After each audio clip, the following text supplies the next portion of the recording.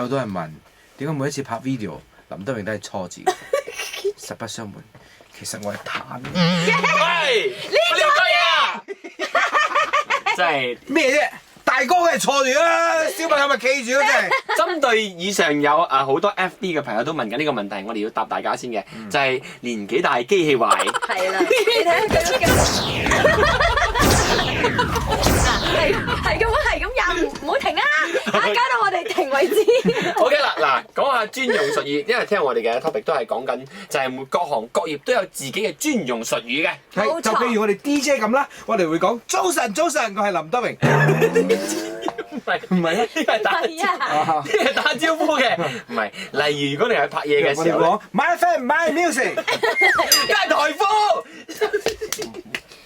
OK， 我哋講咧，例如如果拍嘢嘅時候啦，我哋會講你，可唔可以八字腳啲啲？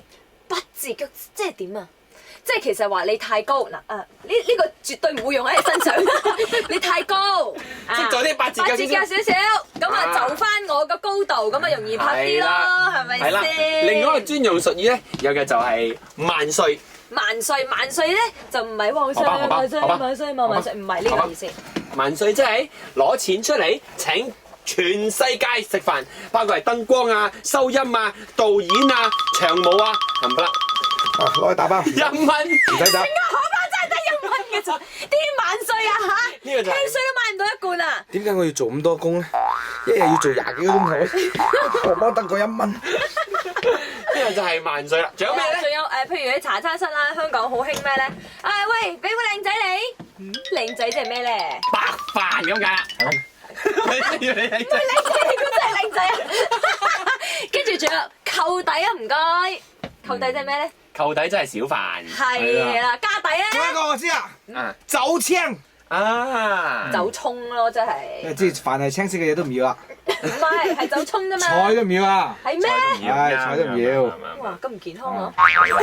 咁啊，唔知你啊，各行仲有一個，仲有咩咧？走佬。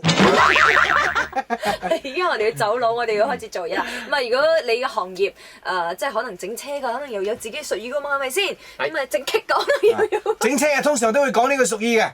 喂，老親。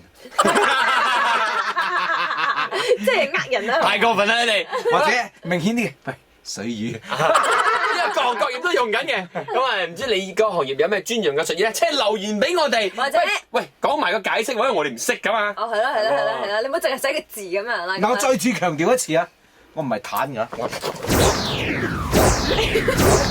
連生講唔小心，車上。